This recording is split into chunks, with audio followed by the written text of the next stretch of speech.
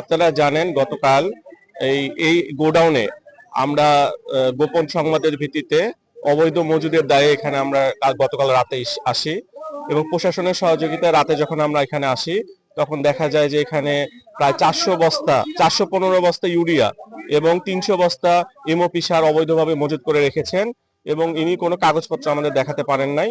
এই জন্য গতকাল রাতে উপজেলা নির্বাহী অফিসার মহোদয় ভ্রাম্যমাণ আদালতের মাধ্যমে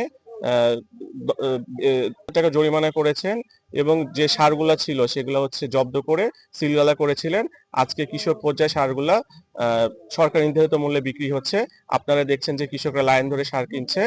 আমরা বালিয়াডাঙ্গি উপজেলা কৃষি অফিস কৃষকের জন্য কাজ করে যাচ্ছি, কৃষকরা যেন ন্যায্য মূল্যে সার পায় এই জন্য আমরা কাজ করে যাচ্ছি।